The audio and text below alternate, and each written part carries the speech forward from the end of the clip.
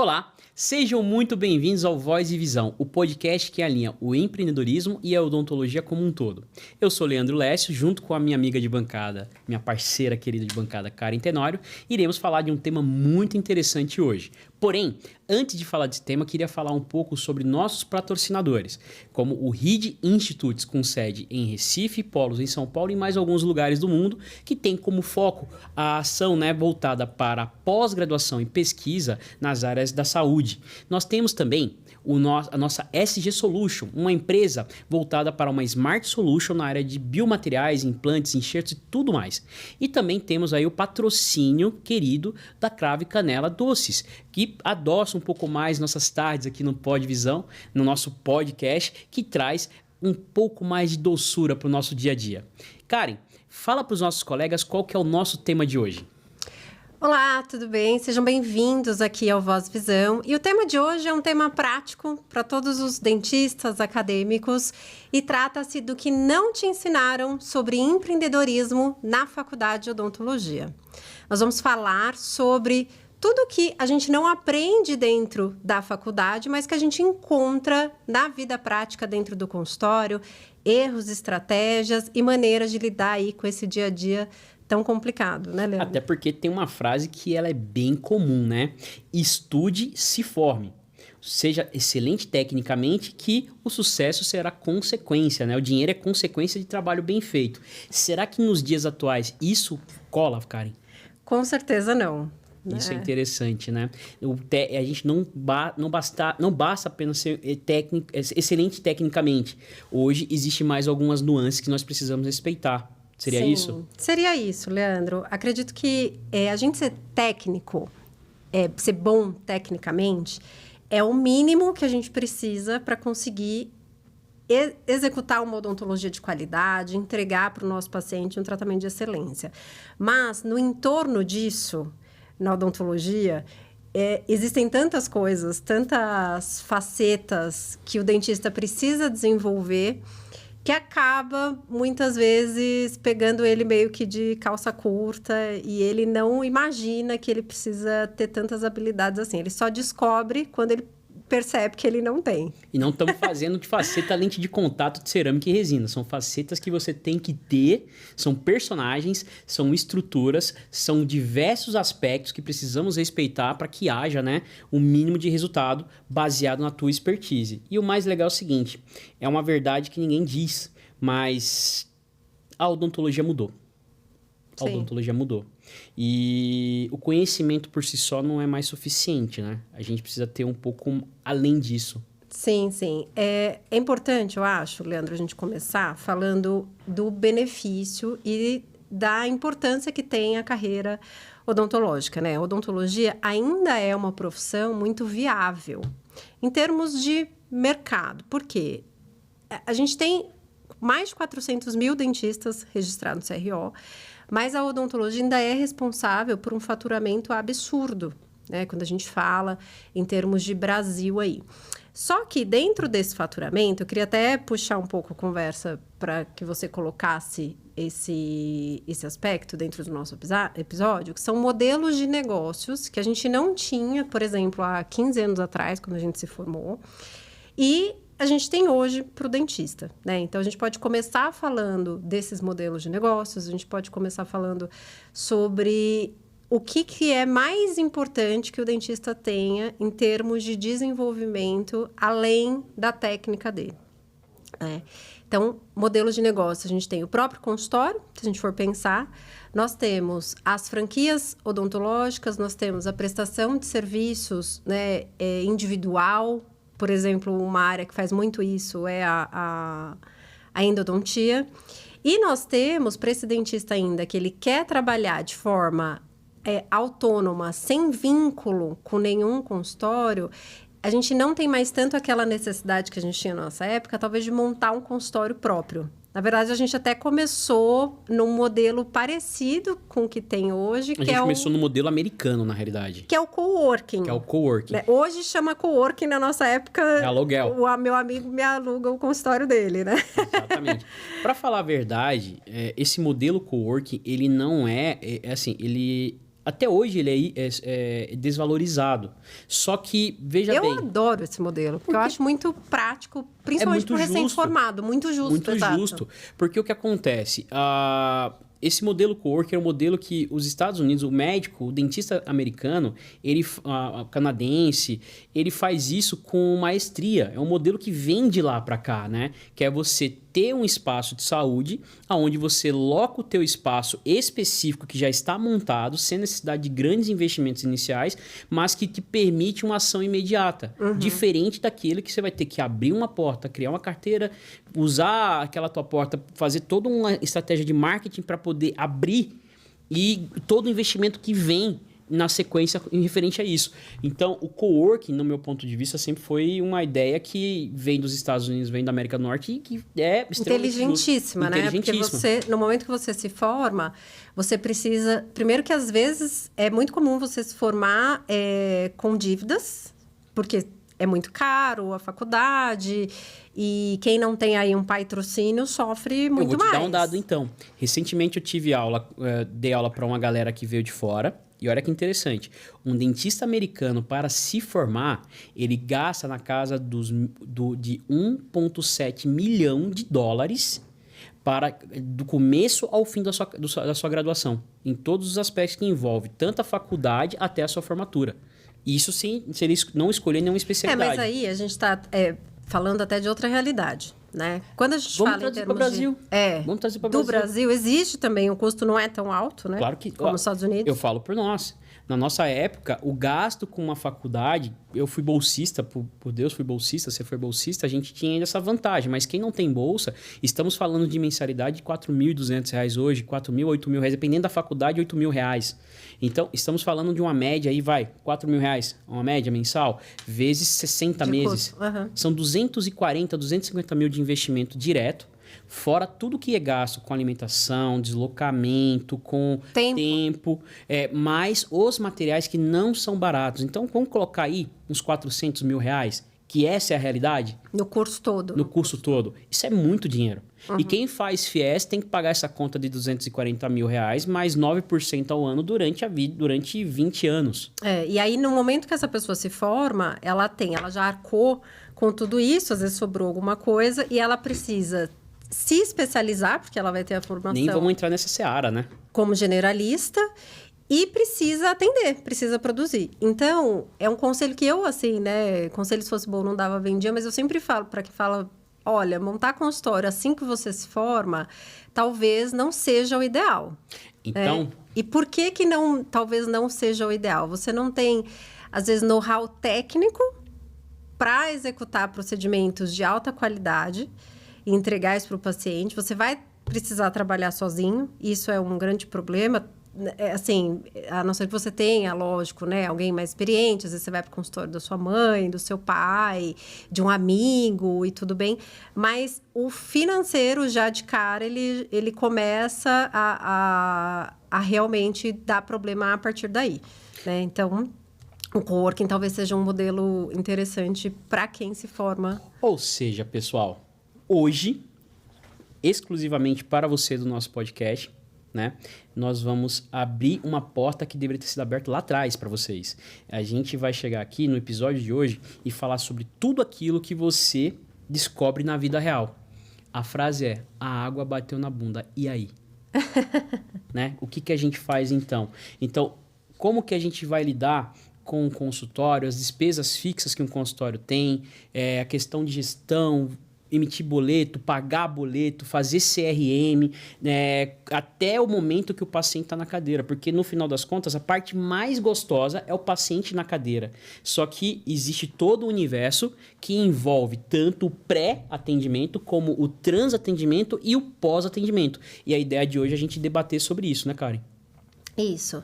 E aí, continuando essa questão do modelo de negócio que eu estava falando, o coworking, que é interessante, aí a gente passa por modelos de franquia, modelos de atendimento individual e prestação de serviço. O modelo de franquia, qual que é a vantagem dele para quem consegue entrar? Existe alguma vantagem? Você acha que não? Existem vantagens e desvantagens. A primeira vantagem é o seguinte, você trabalha com marketing, com um lead, que a gente fala que é o lead quente já pronto. Então, na hora que você abre aquela franquia, você já tem um direcionamento estratégico de marketing e de marca preparado. Qual que é a desvantagem?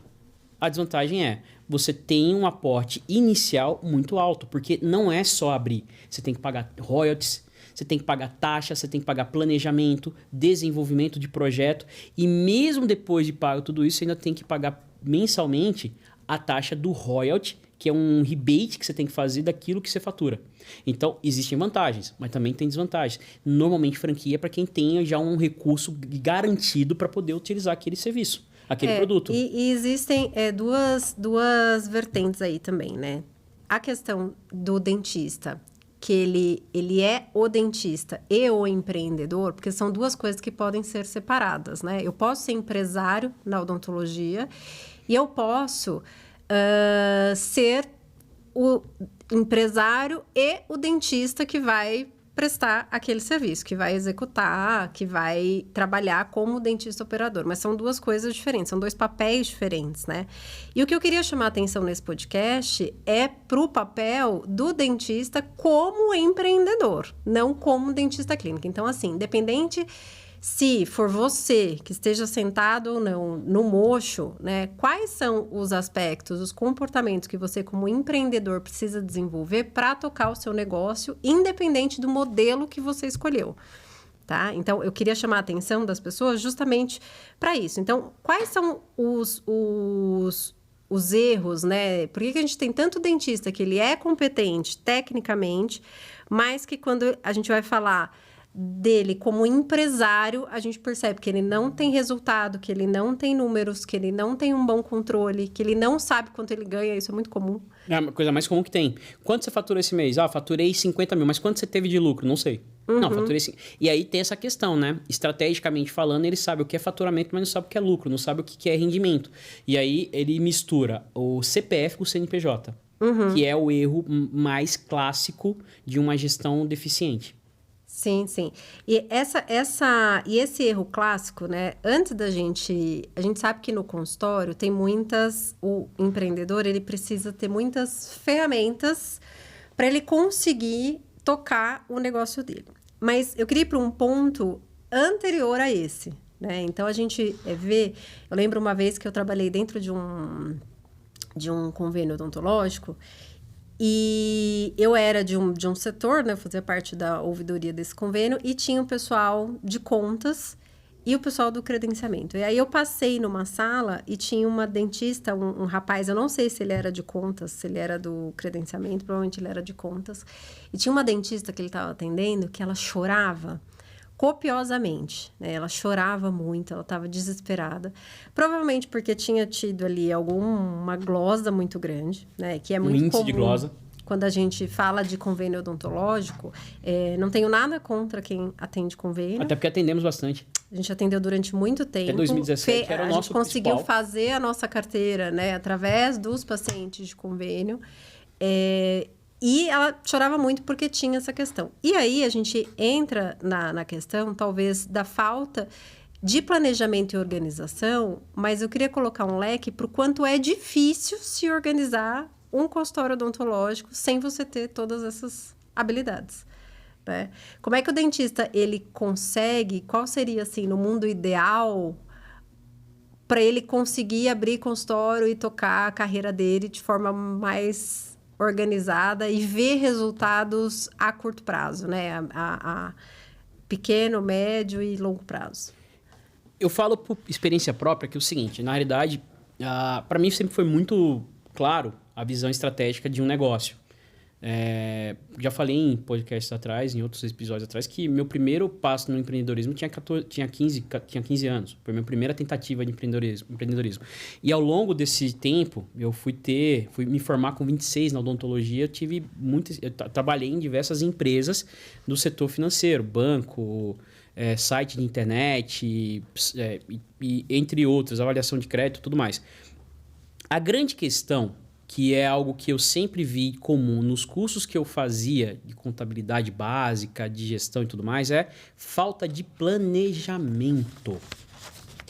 Quando a gente decidiu montar uma estrutura para atendimento, né, a primeira coisa que a gente viu lá atrás foi um croquis, você fala desse croquis até hoje, onde eu escrevi, eu mostrei qual que era a minha ideia de clínica ideal.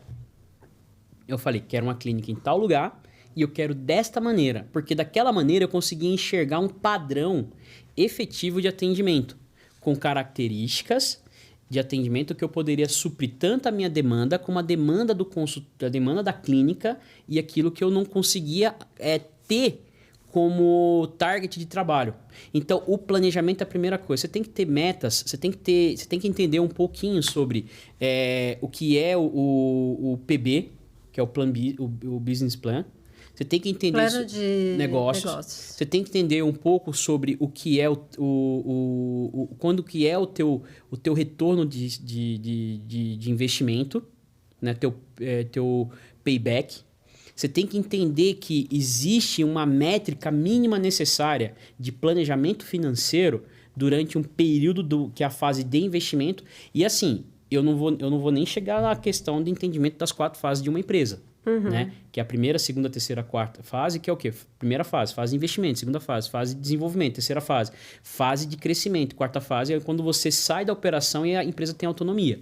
Sim. Né? Mas quando a gente fala de planejamento, abrindo aí o parênteses para a gente falar de plano de negócios, Leandro, o que precisa ter nesse plano de negócio? Porque, assim, até pouco tempo atrás, eu, como dentista, eu me coloco totalmente nesse lugar. Eu não tinha ideia de como se criava um plano de negócios. E a maioria, então, a primeira coisa do nosso episódio, a primeira resposta, o que a faculdade não te ensina sobre o empreendedorismo é planejamento. Então, é o primeiro item aí.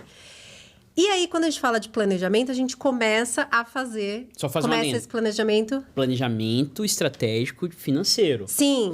Não planejamento clínico. A gente está falando sobre empreendedorismo, exatamente. O outro, às vezes, também ensina direito. Calma, peraí. Não olha é que não ensina, é que não aprendem, né? Olha a crítica. Não planejamento de casos, né? Planejamento estratégico de negócios mesmo. Quando a gente fala de plano de negócios, o que precisa estar inserido dentro desse plano de negócio? Porque tem... A gente que é, às vezes, mais ansioso, né? Porque a gente sai da faculdade louco para atender, né? Eu tinha muito essa característica, assim, acredito que muita gente também tenha. Porque eu vou ser ortodontista. Então, você vai desesperado atrás de uma... Que não está errado, tá? Não tô julgando, tô falando que você... antes de começar até a trabalhar. E esse planejamento aqui, a gente pode abrir... Às vezes, não é nem um planejamento para negócio. Pode ser um planejamento de carreira. Ok, porque às vezes você não quer abrir um negócio próprio, você quer ser prestador. E tudo bem. Só que desde que você faça o planejamento. Qual é o seu plano de carreira, né? Onde você se vê daqui a 5 anos, etc. E quando a gente fala do plano de negócios, é importante a gente falar que dentro desse plano de negócios, eu preciso colocar o meu público-alvo, o lugar onde eu vou atender, a pesquisa de mercado, né? Qual que é o perfil desse cliente, quem é a persona, né? O que eu vou entregar para esse cliente, qual que são as minhas metas, e aí entra a questão do estabelecimento de meta, como é que eu vou desenhar essa meta, né? Primeiro, o que é uma meta, né? Como é que eu chego para alcançar essa meta? Tudo isso está dentro desse plan business. Na realidade, Karen, eu vou além. Você não precisa fazer isso quando você está na faculdade, quando você saiu da faculdade. Você pode fazer isso até mesmo quando você tem uma carreira já não consolidada, mas você já tem um tempo de formado. Eu cheguei no Alamo, onde eu poderia chegar baseado no meu grau de conhecimento. Você pode fazer metas, esse renovar suas metas, na realidade. Sim, replanejar. A grande sacada é assim... Planos são irrelevantes, mas planejar é essencial. É essencial. Né? Não sei se é nessa ordem. A grande sacada, na realidade, que a gente precisa entender é o seguinte. Eu quero ser um dentista empreendedor. Eu quero ser... Então, vamos mudar um pouco. Você ser dentista, obrigatoriamente, você tem que ser empreendedor. Porque necessariamente... a questão principal é o seguinte. Se você não empreender na sua vida como um todo, entender que empreender é muito mais do que só ganhar dinheiro, é a ver com você se doar, você estender o teu braço para que você possa conseguir atingir metas, independente que você... minha meta é comprar uma moto. Cara, legal, você tem que empreender para conseguir essa moto. Minha meta é comprar um barco. Você tem que empreender para conseguir comprar esse barco. Minha meta é ser promovido na empresa que eu tô. Eu vou me formar para poder continuar na empresa. Você tem que empreender, você tem que ter um gasto social para aquilo, você tem que ter um gasto financeiro para aquilo, entender? Então, assim, tudo tem a ver com empreender. O fato de você investir, e existem diversas formas de investimento, né? Você está empreendendo. Por exemplo, investir em carreira. O que significa isso? A graduação por si só, hoje em dia, não é suficiente. Você precisa entender que a graduação é uma porta que se abre para que você possa aprimorar conhecimento e oferecer expertise dentro daquilo que você acredita que seja consistente para a sua vida e para o próximo, para o teu cliente. Então, a graduação só não é suficiente. Segundo ponto, uma vez que você entendeu que é necessário empreender, independente do segmento que você vai seguir, você precisa se atribuir pequenas metas. Metas pequenas, resultados pequenos, metas grandes, resultados grandes. E você pode ir colocando metas intermediárias no meio do caminho, para você atingir perspectiva. Minha meta, assim que eu me formei, eu já sabia o que eu queria ser, né? Eu queria me formar. Minha meta, assim que me formei, eu precisava de R$2.000 por mês para poder garantir que eu tivesse estabilidade financeira. Naquela época, 2010, isso era um belo de um dinheiro. Quando eu atingi a meta de 2.000, eu falei, cara, não tá pagando conta. Eu não tô atingindo a perspectiva. Então, mas aí que tá, ó. Essa é uma meta pessoal. Sim. Né? Ok. E, na verdade, assim, uma coisa vai guiar a outra, né? Porque o que acontece? Quando você estabelece meta pessoal, você chega num outro ponto que é como eu vou fazer para atingir essa meta. E aí, se você tem um negócio, através desse negócio, provavelmente, você vai se dedicar e chegar nesse resultado que você quer. Por isso, o plano, né? Ou o plano de negócios, ou o plano de carreira, com passo a passo. E qual que é a importância, né? Assim, porque a gente tem um problema no Brasil muito grande, que é a falta de educação financeira, que acredito que tenha um impacto direto nessa questão de quando a gente chega para ser empreendedor sem ter preparo, porque ninguém nasce pronto e a sua formação, se você não fez uma administração, alguma coisa prévia, ela é totalmente tecnicista, não tem nada, né, da parte financeira de empreendimento. Você sabe que recentemente eu fiquei até surpreso com tem uma escola, um colégio, né, ensino médio, eu vi dentro da carta de serviço, da grade curricular, uma disciplina de economia. Economia particular, doméstica. Né? Particular. Novamente, modelos de outros países, você vê na grade curricular, né, a disciplina, né, a matéria de economia doméstica, economia de uma forma geral, entendeu? Que traz ali, para falar a verdade, esse ensinamento. E o que a gente aprende, na realidade, é com exemplos do que a gente tem na família. Se tua família é bem estruturada, tem todo um planejamento estratégico diário, o teu pai, ele sabe fazer a administração do salário, a tua mãe sabe fazer a gestão da casa, isso torna muito mais fácil. Mas quando você não tem esse exemplo, você tem que ralar, aí se torna muito mais complicado. Esse planejamento estratégico dos investimentos, do dinheiro, é o que você falou, se torna muito complicado. A faculdade, por sua vez, ela não tem na grade obrigatória, na grade que não é eletiva, que é obrigatória, né, essa disciplina. Então, você sai totalmente despreparado do seguinte, o que é um balanço? Como que eu vou saber qual que é a diferença de fluxo de entrada e fluxo de saída? Qual a diferença de faturamento e lucro? Quantas vezes eu não peguei brigando com o contador porque ele fala, Leandro, eu falo, esse mês foi bom pra caramba, faturamos R$200.000. Ele falou, cara, faturamento de R$200.000 não é lucro. Você pode ter faturado durante R$200.000, mas quando você gastou 201, você não teve lucro, você simplesmente se desgastou. Então, a perseguição é sempre atrás do quê?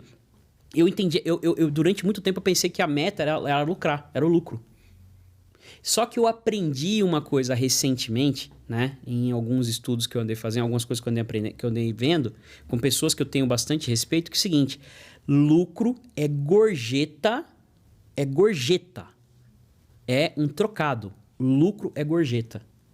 Eu ouvi sua frase e achei incrível. Lucro é gorjeta. A gente não tem que pensar numa infraestrutura pensando em lucro. A gente tem que pensar em equity. Porque o lucro é gorjeta. O que vale é quanto você consegue valorizar a tua marca. E sua marca, necessariamente, ela não tem a ver só com montei uma mega hiperestrutura. Não, tua marca é Doutora Karen Tenório é tua marca. Doutor Leandro Lécio é minha marca. O Instituto tal é a marca. A gente tem que pensar em equity, quanto que aquilo vai valorizar. Porque se eu pensar de forma pessoal, minha marca vale tanto. Significa que meu posicionamento de mercado é de tal forma que o meu preço, meu valor é baseado na minha marca. Mas aí entra uma questão interessante, que é onde eu acho que causa muita confusão, né? Então, por exemplo, o dentista que ele entende que ele é a própria marca dele, ele acha que ele está fadado a viver eternamente de rendimentos que só ele produz. Tá errado. Tá erradíssimo. Sabe por que tá errado? Porque ele deixa de ser um investimento ativo para ser um investimento passivo. E aí é aquela história. E aí ele depende da saúde dele física, ele não pode se ausentar, não pode tirar férias, ele só ganha não pode se estudar. ele trabalhar. Ele não pode estudar, ele não pode evoluir, né? Ele não pode empreender, ele não pode ter evolução. Então, assim, o ponto de vista, assim, se minha marca vale, minha marca é meu equity, né? Ele é baseado nessa somatória de resultados. Agora, eu dependo do lucro para viver, alguma coisa tá errado. Não tá, assim, não é que tá errado, não, né? mas ele não é o target final, né? Se você pensa no lucro como o principal objetivo da tua carreira, bacana, é do jogo. Você vai viver em função do lucro. Por isso a importância de saber qual é a sua meta. Exatamente. Né? A minha meta é que eu tenha 20 mil por mês de salário livre. Salário, você vai precisar trabalhar para ter o seu salário. Você não precisa ter uma empresa para isso. Você não precisa ter uma empresa para isso. Agora, você quer faturar sem precisar, às vezes, pôr a mão diretamente, né? Sem trabalhar é muito difícil, aí entra em outras questões financeiras, mas através do seu negócio, você tem uma meta de faturar tanto sem pôr a mão diretamente. É outra coisa. É a diferença entre PA e PG. Quando você trabalha e recebe salário, você fatura em PA, em progressão aritmética. Quando você verdadeiramente é empreendedor, você recebe em PG, em progressão geométrica. Agora, Leandro, isso é muito bacana. Então, o primeiro ponto, planejamento, né? Essa parte de estruturação. Mas antes que o dentista consiga praticar as áreas, né? Usar as ferramentas, consiga se articular dentro de tudo que exige o negócio, tem alguns comportamentos que são essenciais, né? A ONU, ela, depois da Segunda Guerra, listou lá os 30 comportamentos, né? Qualquer pessoa que der um Google aí vai achar 30 comportamentos empreendedores denominados pela ONU. E eu queria falar de alguns deles, né? Um deles é a persistência, né? O outro é comprometimento. E o outro é a capacidade de buscar informação para o negócio, né? E tem vários outros de crescimento constante, né? Como é que você vê a importância desses comportamentos dentro de um negócio, né? O que a ausência desses comportamentos, né? Esses 3, porque tem muitos outros, pode... como isso afeta, como você não ter esses comportamentos afeta o negócio? Olha, eu vou parafrasear um palestrante motivacional que ele é um líder nato. Ele simplesmente, eu acredito que ele atingiu diversas metas, se não todas as metas da carreira dele, mas ele é um exemplo a ser seguido, que é o Bernardinho, do vôlei, né? O Bernardinho fala 2 frases que eu acho interessantíssimos nas palestras dele, né? A primeira é o seguinte: se eu não estou crescendo... Eu tô morrendo. Eu tô morrendo. Se eu não tô crescendo, eu tô morrendo. Então, enquanto você... A partir do momento que você abre o olho, você tem que produzir. Você tem que projetar. Você tem que trabalhar. Então, se eu não estou crescendo, eu estou morrendo. Né? Não existe estabilidade, não existe conforto. Empreendedor, independente de área, ele não tem zona de conforto. Ele está sempre buscando, criando, desenvolvendo. Né? Isso é ponto comum em qualquer curso que você vá. E aí eu vou falar a segunda frase, mas primeiro, cara, mas aí que tá. Eu abri minha empresa porque eu trabalhava para os outros 16 horas por dia, agora eu quero minha empresa para descansar. Bicho, volta a ser empregado. volta a ser empregado. Vai continuar camelando em cima do mocho, porque você não vai crescer dessa forma. Uhum. Até porque é o seguinte, se você tem a percepção que você se matava de trabalhar para um cara que te pagava salário, que você ganhava em PA, e você perdeu essa percepção trabalhando para você, entendendo que agora o negócio é seu, bicho, volta a ser empregado. Porque você não vai crescer. Você não vai crescer. Você não vai entender que PG tem a ver com... Você trabalhava 16 horas, meu irmão, eu trabalhava 24. Enquanto o negócio não estabilizar, eu tenho que estar lá ralando, porque você tem que ser exemplo, você tem que ser o primeiro a entrar e o último a sair. Uhum. Exato. Por isso que você não... Desculpa te cortar. Você não ter a meta clara vai fazer você... não praticar a persistência. Não vai. Exatamente. Aí, segundo ponto. Outra frase que ele fala é o seguinte, não é se dedicar. E eu já falei isso várias vezes e vou repetir aqui. É ser obcecado pelo resultado. Você tem que ser obcecado pelo aquilo que você busca. Eu me dedico 8 horas do dia para minha empresa e eu acho que isso é suficiente porque eu realmente me dedico 8 horas ininterruptas para minha empresa. Legal, cara.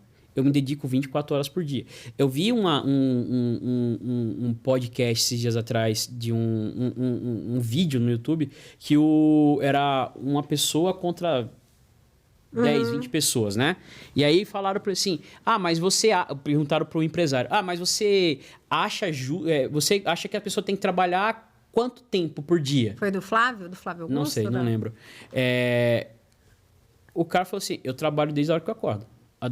Foi do Thales. Eu trabalho a hora que eu acordo, a hora que eu durmo. Enquanto eu tô acordado, eu tô trabalhando. Mas isso é muito ruim. Ele falou, não. A empresa é minha, é meu interesse que ela cresça. Uhum. E aí que tá, tem uma coisa que é muito interessante, que eu acho importante a gente falar, que é a questão do perfil, né? Tá muito na moda empreendedorismo. Tá. As pessoas adoram, porque empreendedorismo, porque você tem que ser empreendedor. Não entende o que... Não seja não entende CLT... O que tem que ser a troca, né? E assim, não é só o que tem a troca. Existem pessoas que não têm perfil para empreender. Não. E isso é uma coisa que eu falaria antes até de tudo aqui, que é a autoanálise e avaliar se de fato você vai dar conta de jogar esse jogo, se você tem perfil para isso. Por quê? Quando você entra, né? Tem gente que ela não quer trabalhar além do horário, ela não quer ser responsabilizada por absolutamente tudo que acontecer dentro da empresa. Eu acho que é uma consciência muito grande, que é a autorresponsabilidade, que é uma característica de todo empreendedor. Ele saber que a culpa do teu funcionário que não está trabalhando é sua. A culpa do faturamento que não veio é sua. A culpa do cliente que reclamou é sua. Existem clientes que não estou falando disso. Mas, de modo geral... O empreendedor, ele precisa se autorresponsabilizar por tudo que acontece dentro da empresa, né? Não se autorresponsabilizar simplesmente porque deu errado por um erro de algum... Ok, mas a responsabilidade de consertar aquilo, de corrigir, de trabalhar para que dê certo, no final das contas, é do próprio empresário. Eu vou te falar numa passagem que eu vi há um tempo atrás. Em 2015, eu participei de uma reunião de formação de um instituto. Né, que eu trabalhei nesse instituto durante anos. Inclusive, a CEO do instituto vai ser nossa entrevistada na próxima semana. Né? E durante a reunião que a gente estava elaborando a diretoria, estava alinhando todos os aspectos, né, de como seria e tudo mais, o principal investidor, o cara que era o dono da porra toda, né? Eu observei o comportamento dele que não me sai da cabeça até hoje. Durante a reunião, né, tinha uma criança. Essa criança, ela estava participando porque, por algum motivo, tinha que ficar lá com o pai e tudo mais. Vou abrir o jogo, vai. Era o Zezinho. Era meu filho.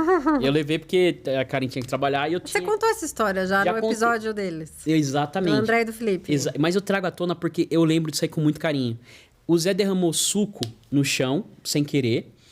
E eu, né, tava na reunião, falei, deixa que depois... Eu tenho vontade de te matar toda vez que você conta essa história. Porque eu tenho vontade... É melhor você parar de contar. Eu tenho vontade de me matar com essa história. Porque hoje eu vivo isso, né? Na época eu falei, não, deixa que a faxineira limpa. Eu vi o André pegar um pano, ele se ajoelhar no meio da frente de todo mundo que tava lá e limpar. Porque o prédio era dele. Porque o instituto era dele. Porque tudo era dele. Ele falou... Eu peguei um dia...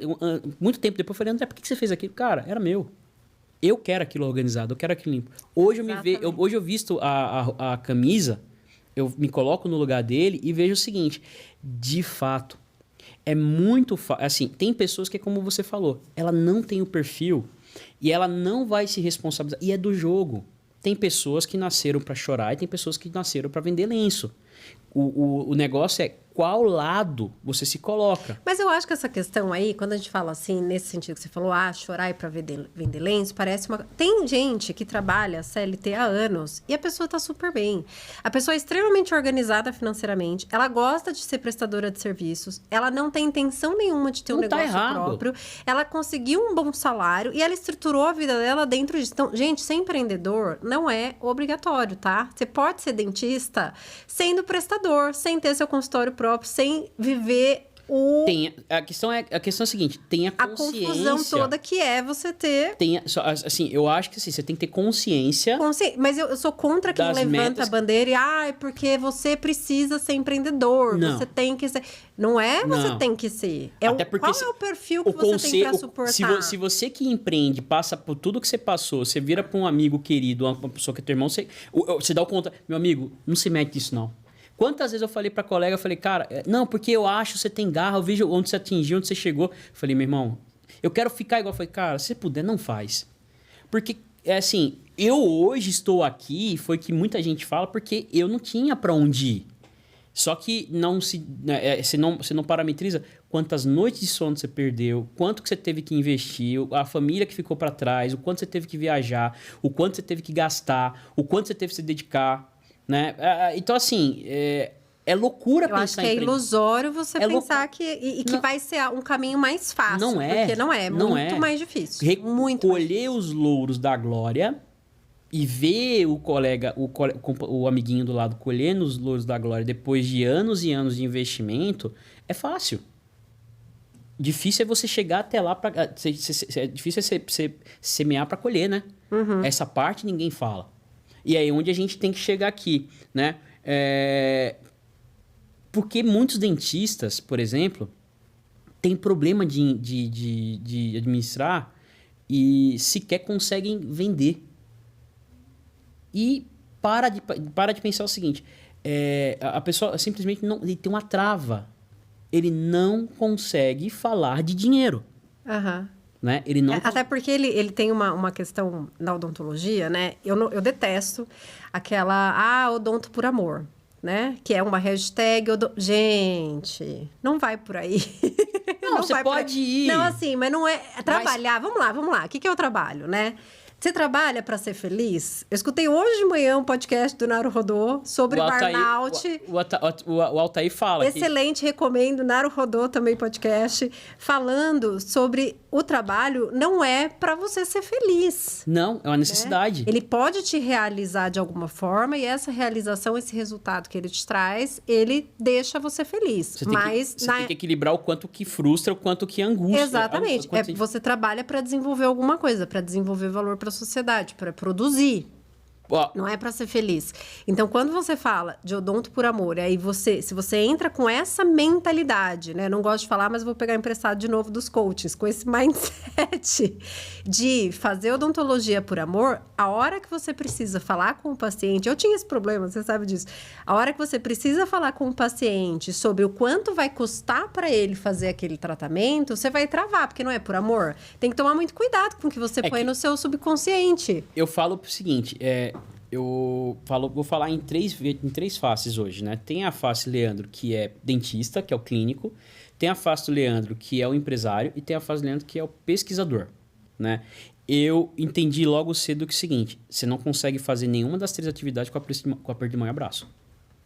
Tudo precisa de dinheiro. Tudo precisa custa, de dinheiro, né? tudo custa. E aqui ninguém tá falando de empurroterapia, de fazer sobre-tratamento. Ética acima de tudo, né? Responsabilidade. Infelizmente, nem tudo que é moral é legal, nem tudo que é legal é moral, mas ética é uma coisa que ela é sublime, ela não faz curva.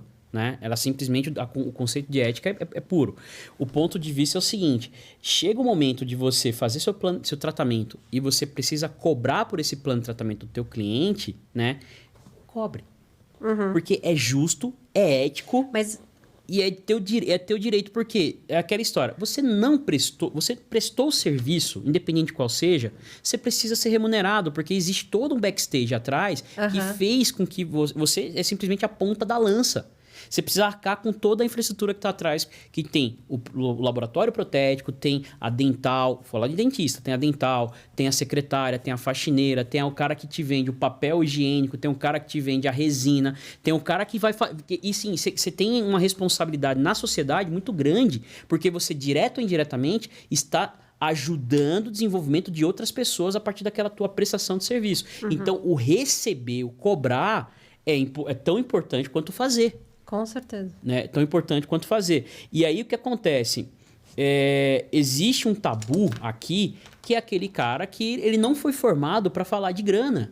Porque a vida inteira ele não precisou falar de dinheiro. Pelo contrário, hoje a gente tem uma formação extremamente social. Exato. Na graduação. O perfil do egresso ele é um perfil extremamente voltado para o SUS, pouco voltado para o particular, né? Essa mentalidade. O primeiro setor. Isso, e aí ele tem menos ainda, ele sai com a mente de reabilitar, mas uma confusão completa em relação a essa questão de precificação. Até porque quando ele entra no mercado, ele não tem um nível elevado, um nível técnico mesmo elevado, para conseguir cobrar um valor extremamente alto. Ele provavelmente não vai ter acesso a um público A, que ele consiga ou entregar ou cobrar um valor assim, ele vai acaba indo... São poucos que conseguem. São poucos que conseguem para a classe... C e D, isso a grande maioria, né? Claro que tem as exceções que já são preparados aí em faculdades melhores, conseguem fazer uma formação mais agressiva e aí sai melhor tecnicamente, mas é a exceção. Mas a grande maioria vai para esse outro público e entra no mercado que é um mar vermelho, que é uma guerra por preço. Aí, neste momento, esse dentista, normalmente, no afã de fazer ali o seu salário do mês, ele acaba entrando justamente nessa guerra de preço e deixando a qualidade, tudo que ele aprendeu na graduação para trás, de lado. É onde ele começa a quebrar preceitos, inclusive, da ética, né? O ponto de vista é o seguinte, a gente precisa entender que existe a diferença entre preço e valor. Não é porque o cara tem de classe D e E que o valor dele tem que ser alterado. O valor é algo que tem que ser intocado. Valor tem a ver com o teu posicionamento. Eu posso atender um paciente que vai me pagar R$100 por uma restauração e ter o mesmo apreço, a mesma lisura, a mesma ética e tecnicamente falando de um cara que eu atenderia cobrando R$1.000 a resina. Se naquele momento o teu público, o teu target é aquele cara do CDE, faça igual se ele fosse o A. Exato. Porque em algum momento... Se comporte primeiro, exatamente. Né? Crie a sua mentalidade, o danado mindset, né? De que, assim, não importa. Eu sempre tive isso em mente. Tanto que muitos colegas falam, cara, como é que você consegue fazer plano de tratamento tão bem elaborado, com tanto valor? Eu falei, cara, porque é o seguinte, eu não olho pro que o cara tá vestido. Eu olho para a necessidade dele. E meu trabalho é entender, explicar e mostrar para ele o valor daquilo que ele precisa para para corrigir o problema dele, realizar o sonho, exatamente. Não sei. Então, assim, quando você tem isso em mente, e eu tô falando, é um tratamento de R$100 ou um tratamento de R$50.000, não importa, o valor o valor que você dá tem que ser da mesma proporção, no mesmo nível. Não importa se você vai lucrar R$20 ou R$40.000. Valor não se altera. O que altera é o preço. E aí, se você briga com o teu colega do lado por questão de preço, meu amigo, você entra na guerra da carne. Sim. Aí não tem o que fazer. Você vai ser mais um ponto dentro de uma curva que só tende a piorar. Então, a questão principal é o seguinte. Perceba que existe uma diferença, né? Que hoje é muito importante de ser entendido, que na nossa época não era algo tão... A autoridade antigamente era... A gente ainda tá lendo na nossa época. Por que você tá falando assim? Parece que a gente tem 100 anos. Calma. Peraí, você vai entender. Você vai entender o raciocínio. É porque só 14 anos atrás, quando a gente se formou. Você vai entender o meu raciocínio. Peraí, você vai entender o meu raciocínio. Tô me sentindo velha. Naquela época, a autoridade, ela era baseada, né? Pelo grau de conhecimento, tempo de formado e os seus títulos. O quanto você agregava para a sociedade. Hoje é o Instagram. Hoje é o quanto você consegue mostrar essa informação. Eu vejo muitos colegas que são mestres, doutores, pós-doutores, e eles não têm, né? Eles não têm uma coisa chamada autoridade. Exatamente. Porque ele não impõe a marca dele, ele não se posiciona. Aí eu vejo colegas que são recém-formados, que às vezes eu falo, meu, que ideia, cara. O cara tem uma eloquência. Se posiciona De uma forma que o cara... E leva, né? E leva. Porque o público hoje, o paciente hoje, o cliente hoje, ele tá muito antenado nessa questão porque ele não tinha esse grau de informação, ele não tinha esse nível de informação, essa quantidade de informação que a gente tinha há 14 anos atrás. Então, hoje é o quanto você é eloquente na questão de mostrar a sua autoridade sobre determinado assunto. E, novamente, aí volta para uma pessoa que você tem verdadeira admiração, que é a Cris Junqueira. Você pode fazer uma restauração classe 1 e mostrar que aquilo realmente está muito bem feito, autoridade sobre classe 1. Eu sou um cara que faço muito bem classe 1, então meu valor está acima de classe 1. Não quer dizer que você não faz o restante ruim, só que você está mostrando o teu trabalho na classe 1. É o cara que faz clareamento, é o cara que é bom em aplicação de botox. Poxa vida, você pode mostrar, você pode ter autoridade sobre um determinado assunto. Antigamente a autoridade era baseada no quanto você estudava e o quanto você era de fato, conhecedor de determinado assunto. Hoje é o quanto você consegue mostrar que você entende daquele assunto. Mesmo que seja de pouco. Né? Não é que você não precisa ter conhecimento, não é isso. Mas, às vezes, você escolher... hoje em dia, a gente fala que o que é o nicho do nicho, né? Então, qual que é o meu nicho? É estética. Qual que é o seu subnicho dentro da estética? É cor, né? É forma, que é aí entre faceta, restauração... Enfim, entre as outras próteses e tal. Então, você subnicha e fala muito bem daquilo. E, às vezes, para nós, né, para o dentista, aquilo é uma parcela muito pequena, de fato, do conhecimento, mas para quem vai receber... Ai, perdão. Para quem vai receber aquilo, com tamanho detalhe, é muito, né? Para o paciente e vai, de fato, conseguir posicionar aquele profissional naquela área, naquele gancho ali, como uma autoridade. De fato. O ponto de vista é o seguinte, existe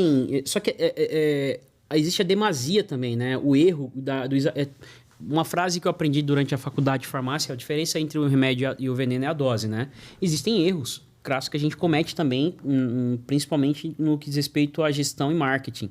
Vários. Putz, vários. Existe, né... Todo dia é um tombo, né? Existe aí o cara que, no afã de querer criar alguma coisa, de fazer alguma coisa, acredita nos profetas do apocalipse, né? Que são os coaches, os pseudo-coaches, né? Os caras que são... eu fiz, aconteceu e funcionou. Cara, você está falando de uma coisa muito específica. Né? A gente tem que pensar em todos os aspectos que envolvem aquilo que você fez. Então, existem colegas que, infelizmente, eles erram muito nessa questão da gestão. O primeiro erro, que é uma coisa que eu aprendi, inclusive, com o Ricardo Bacelli, que é o nosso contador, que é o cara que cuida de todas as empresas, ele fala, cara, diferencia faturamento e lucro. Faturamento, entenda isso, faturamento não é lucro. Né? Segundo ponto de vista, marketing, posicionamento. Como você falou, posicionamento tem a ver com empatia, com autoridade, com quanto você está engajado com o público que você trabalha. Não adianta você querer criar um engajamento com um público que não é o seu. Você vai ter algum resultado, mas vamos lá. Você é um cara que tem um perfil mais jovial, um cara mais fala um pouco mais acelerado. Eu, por exemplo, não adianta eu querer falar para um público específico porque eu não tenho características que vai ter empatia com aquele público. Isso é claro. Né? Então, assim, trabalha com aquilo que você sabe, com aquilo que você realmente tem, que você tem... eu não sei se o termo é empatia, você me ajuda nessa parte. Eu acho que o termo seria maior facilidade, afinidade. Né? E aí o que acontece? Isso tudo vai fazer com que você...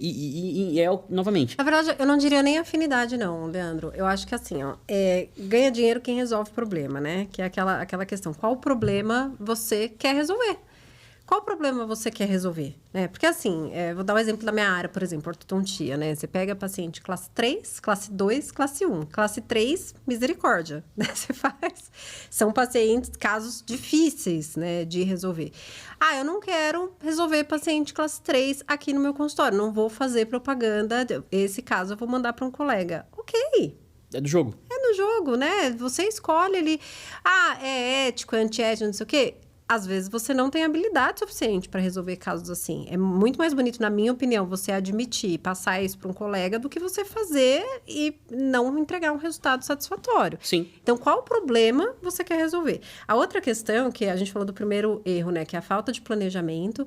O segundo, que é um erro muito comum, mas eu entendo por que as pessoas cometem esse erro, porque de fato é muito difícil, que é você centralizar tudo em você mesmo, né? Não pode. Claro que é muito difícil você ter equipe. Hoje, a gente estava até conversando aqui no pré, que existem inteligências artificiais diversas aí que vão substituir, inclusive, mão de obra dentro de consultório, porque a gente já está vivendo um apagão de mão de obra, né? Inclusive, isso dá um episódio. Vou até anotar aqui, né? Ó o corte. Apagão da mão de obra. Estamos vivendo um apagão de mão de obra. Isso é um corte, tá? A gente está vivendo uma fase muito difícil. Muito difícil. Então, assim, é difícil conseguir auxiliar, é difícil conseguir pessoal mesmo, recepcionista, o pessoal da limpeza, de tudo. Mas você sabe por quê, né, cara? Foi imputado na mente da grande maioria que todos devem empreender. Exato, é o que eu tô falando do perfil. Todos têm que empreender. Aí o que acontece? O cara acha que... novamente... Você sabe quanto o empreendedor médio, a maioria, no Brasil, não tô falando na odontologia, tá? Isso é dado do Sebrae. O empreendedor, quanto que ele põe no bolso?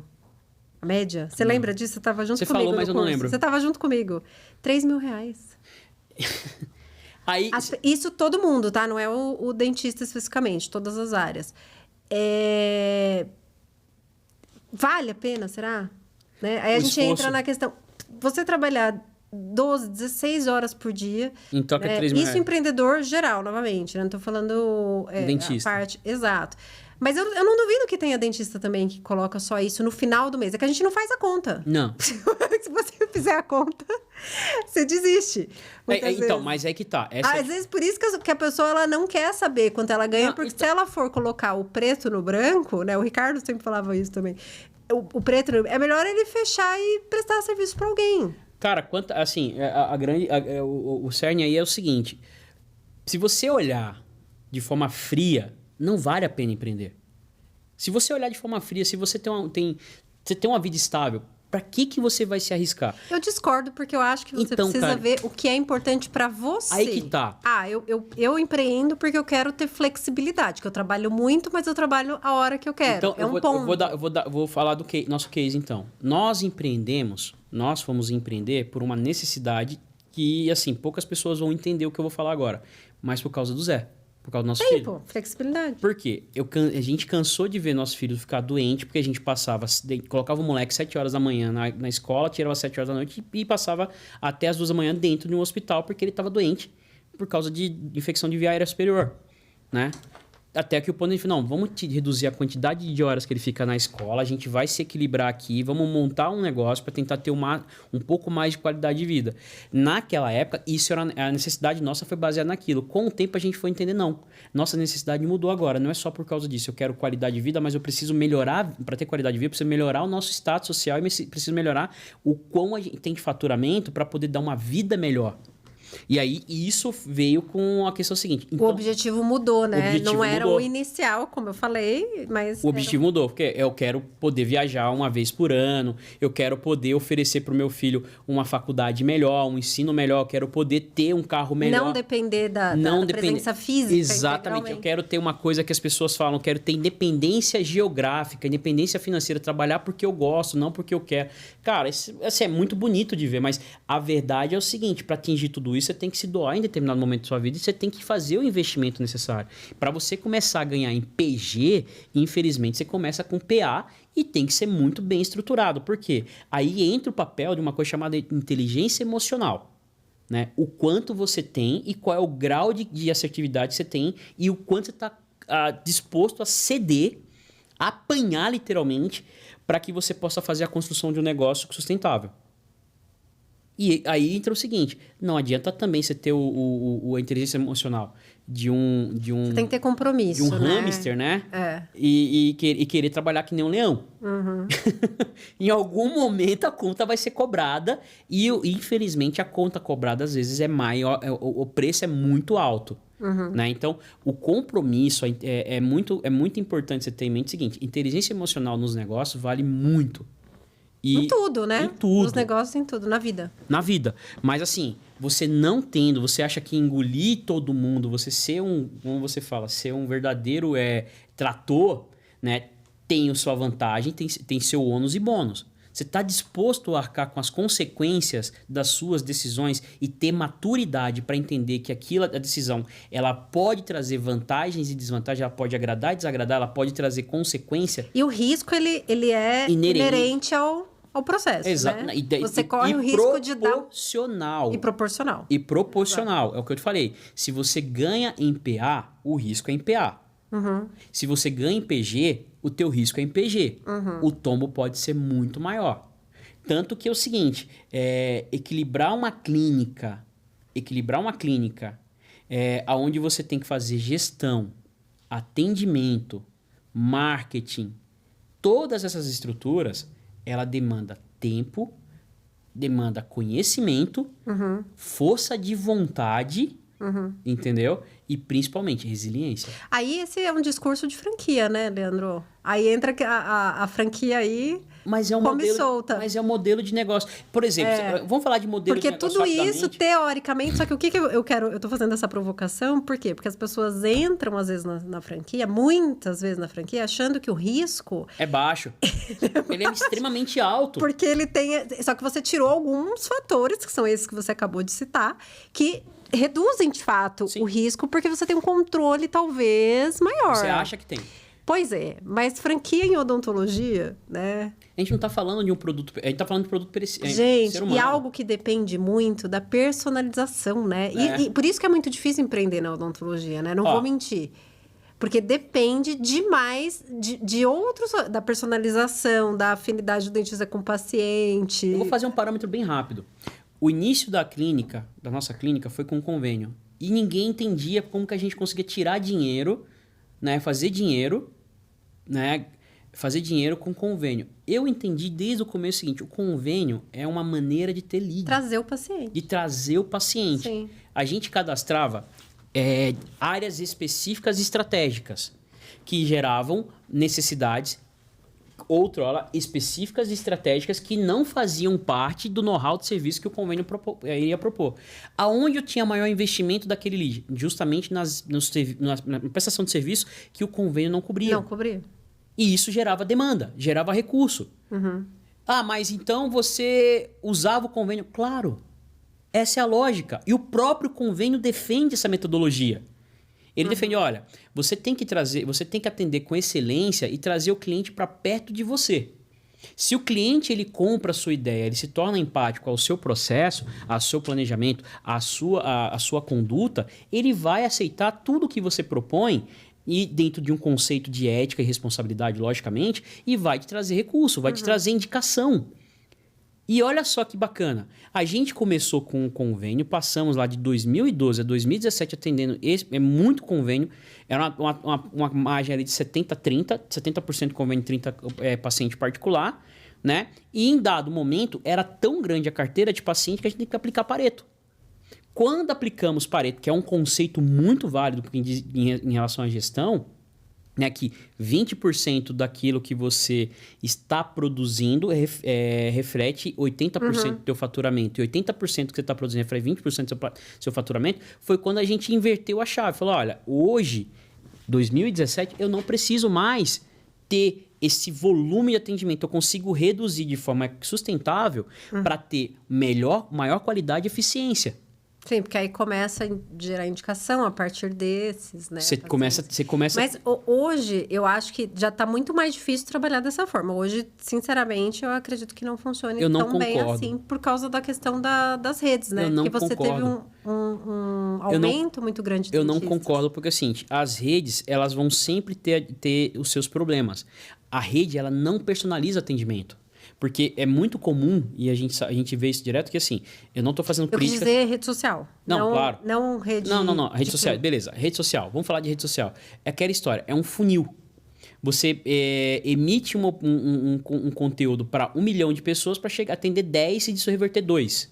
Né? Bacana. Se você tem um ticket legal, aqueles 20% que você reverteu dentro do funil é viável para você, bacana. E quando não é? E nem todo mundo tem perfil para ficar se expondo em rede. Eu falo o seguinte, eu tenho uma aluna na Anhanguera que ela, conversando comigo, eu fico impressionado. Conversando comigo, você não pode ser a mesma pessoa que você está falando no Instagram. Assim, no Instagram eu fico olhando, é incrível, ela é incrível. Ela é perfeita, ela tem todo um traquejo, uma maneira de se portar. É que as crianças hoje nascem influencers, né? Nascem influencers. Se você pergunta dentro de uma sala de aula hoje qual que é a profissão que ele quer ser, ele fala, eu quero ser youtuber, eu quero ser influencer. Pra gente é esquisito, pra eles esquisito, não. É a profissão do futuro. Eu não quero ser engenheiro, eu quero ser influencer. Eu não quero ser vendedor. Os dentistas mais antigos, assim, pode ser que eu esteja errada, mas a maioria acredito que ainda viva de boca a boca. Porque a indicação é gratuita e é a melhor... É 100% de reversão. Paciente indicado, é 100% normal. de É reversão. muito difícil ele um lead, não é quente. não converter. É rubro. É rubro. Né? Então, assim, você consegue fazer tudo isso sem surtar. Mas você tem que ter uma coisa que poucas pessoas entendem. Não somos uma ilha. Direto ou indiretamente, você depende de outras pessoas para criar, né, o teu produto. Você sozinho, por mais que você seja uma marca e seja uma potência, sozinho você não vai a lugar nenhum. Veja o exemplo do nosso convidado anterior, o Cello Giordani. Né? Episódio 6 ou 7. A esposa dele, ela carrega o piano. Né? Ele é o cara fantástico, tecnicamente incrível, né? E ela carrega o piano. Essa é uma equipe, né? Que é outra coisa importante também, porque você fazer tudo sozinho... O engajamento de uma equipe faz muita diferença. Com certeza. Né? Sozinho, você vai chegar num certo lugar. Mas quando você tem apoio, você tem estrutura e tua equipe tá engajada e tá antenada e alinhada, a chance de você ser eu tava falando do apagão da mão de obra, a gente acabou desviando, mas o terceiro erro, né, aqui do episódio, então, primeiro, planejamento, segundo, centralizar, ser autocentrado no trabalho e a gestão do tempo aqui, né? Daria para fazer, para colocar inúmeros erros, mas só para a gente ir já para o encerramento. A questão de gestão do tempo, como você não tem? A gente tem um apagão de mão de obra e a maioria das tarefas que precisam ser feitas no consultório, então comprar material, marcar paciente, atender telefone, falar com o laboratório, comprar, né, brinde, limpeza, organização, manutenção, tudo fica muito para o dentista. Esse dentista que ele trabalha mais de forma autônoma, né, e tal, ou que faz a gestão. Até esse cara precisa começar a fazer conta. Não, exato, peraí. Quando ele precisa fazer conta do tempo dele, só que existe... Eu particularmente, acredito que o futuro seja, de fato, para quem não for para franquia, para quem ficar nesse modelo, né, de eu sou minha marca e eu vou produzir aqui por hora sozinho. É que o cara trabalhe, a pessoa trabalhe, de fato, mais sozinha. Só que o que ele precisa entender? É claro que a hora clínica dele, ele precisa entender quanto vale a hora clínica dele e que, às vezes, ele ter ajuda nessas outras tarefas que custam menos é mais viável financeiramente. Porque senão ele acaba diluindo a hora clínica dele. Só que tem uma outra questão que eu queria levantar também, Leandro, que atender é muito cansativo, né? Sim. Ser dentista exige foco absurdo, concentração, o nível de detalhe muito grande. Isso para quem trabalha com excelência, né? Partindo do ponto que todo mundo entrega um trabalho com excelência. Físico bom, né? Estrutura física muito... Então, você precisa ter o seu tempo de fazer o seu treino, você precisa ter o seu tempo de comer direito, de se cuidar, né? Tudo que você não faz, tá? De se cuidar, de sentar, respirar um pouco, ter ali um alívio momentâneo. Ter um alívio momentâneo, porque senão você vai quebrar. Se você tivesse um cavalo de corrida, o cavalo ganha todas as corridas, você ia deixar o cavalo correndo todas as corridas direto sem parar? Você ia botar o bicho para descansar, principalmente antes de uma corrida muito grande. Então, a gente precisa ter essa consciência também. Para falar a verdade... E gerir o tempo de uma forma melhor. Para falar a verdade, assim, o maior recurso e o mais caro que a gente tem... Olha o corte, tá, Diego? O maior recurso e mais caro que a gente tem não é o financeiro. Não é o intelectual. mas sim o tempo. Sim. Porque é a única grandeza que não volta. Então, é um recurso que ele não, assim, é imensurável. É finito. É imensurável porque ele é finito. Aquilo que você faz com o seu tempo, ele é imensurável e extremamente finito. Então, o maior recurso que nós temos dentro da nossa profissão, independente de qual que seja, é o tempo. E o segredo de você ter sucesso, independente, e aí eu acho que eu consigo fechar com isso, né? Independente de qual a sua área, de qual a sua tendência, qual que é o teu plano de negócio, o gerenciamento de tempo adequado é o grande cerne do sucesso. Entendeu? Não importa se você ganha 1.000 ou 100 mil. Se você gerencia o seu tempo e aí você faz a conta proporcional, aí você vê se você tem sucesso ou não. Entendeu? Olha, eu tive ideia aqui para vários outros episódios, que eu acho que a conversa Rendeu. rendeu bem, né? Tem que ter. Sim, e apagão de mão de obra, modelos de negócio na odontologia, aprofundar, Gerenciamento de tempo. planejamento, gestão do tempo, o próprio Plan Business, que é muito interessante de se falar, né, da gente esmiuçar. Claro que dá um curso, né, dos detalhes, e a gente não pode se esquecer de colocar isso aí como um ponto importantíssimo. E tem uma pergunta aqui, se vocês pudessem incluir uma disciplina obrigatória na faculdade, qual seria? Eu acredito que seria essa parte de gestão financeira e de perfil empreendedor, comportamento empreendedor. A minha disciplina seria comportamento empreendedor. Até porque se a gente pergunta, é aquela história, muitos vão entender, não, tem que ser marketing. Não tem. Sabe por que não tem? Porque se você tem tudo isso e não tem o comportamento empreendedor, você pode ter a melhor agência de marketing. No primeiro mês que não veio o resultado, você tem o comportamento de desistir, ou você é pessimista, você vai falar, não vou pagar mais porque não deu resultado. Exatamente. Qual a primeira coisa que a gente corta quando entra em crise? Publicidade. Que é o primeiro, né? Se você não tem isso, você não vai ter cliente, se você não divulga. Exatamente. Então, assim, no final das contas, eu concordo com você.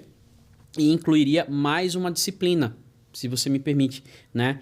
Eu colocaria a gestão, a disciplina de gestão, e colocaria o gerenciamento estratégico do tempo, entendeu? Essa seria a minha disciplina, como gerenciar o meu tempo. Porque, assim, você precisa ter tempo até mesmo para pensar, o ócio criativo. Entendeu? Porque a gente só consegue observar determinados detalhes, nuances do nosso negócio tendo tempo para ver tudo o que está acontecendo, olhar por fora do negócio. Se dá o luxo de dar o direito, né, de olhar e refletir, ter tempo para fazer reflexão sobre quais metas você alcançou e qual você deseja alcançar. E esse gerenciamento do tempo é o mais importante, porque é um recurso, como eu falei, finito. Né? Exato. É o espaço. E eu vou convidar vocês a deixarem suas perguntas e sugestões de episódio no nosso Instagram. Podcast Voz e Visão é o nosso Instagram. Você pode deixar também aqui na descrição desse episódio, nos comentários. Envie para os seus colegas, compartilhe com seus amigos. Eu espero que tenha sido um episódio útil aí para vocês. E também deem sugestões aqui de convidados para vir no podcast conversar com a gente. É isso, pessoal. Karen, sempre um prazer. Né? Obrigada, Leandro. Mais um sobrevivemos a mais um, tá vendo? Mais um. Sem brigar. Podíamos fazer um, né? Como fazer gestão em casal, né? Em casal. Em casal. Esse, não sei, será que esse sai? O que você acha? Eita, olha lá. Olha o bastão. Já começar a lavar roupa suja, Mas mais uma ideia, eu vou anotar, então. Mais uma. A gente tem exemplos maravilhosos. Por exemplo, o casal do CTA, o Joey e a esposa, que formaram uma verdadeira máquina de guerra. Tem vários. O Daniel Machado, a sua esposa, que tem lá a clínica dele. Eu consigo pensar num monte de gente que conseguiu... Só posso dizer, em defesa das esposas, com certeza elas sofrem mais. Já não é fácil ser empreendedora, ser casada com sócio. É brincadeira, né? Trabalho duro. Né, meninos? A gente fica calado nesse ponto. Então, assim, pessoal, é sempre muito bom estar com vocês. Esse é o Pod Visão, né? Esse é o nosso Voz e Visão. Quero convidá-los a assistir sempre. Veja os capítulos anteriores e, em breve, novidades com novos participantes, novos convidados maravilhosos. Fecha a conta, Karen. Esse foi o podcast Voz e Visão. Para vocês, até o próximo episódio. Obrigada. Tchau.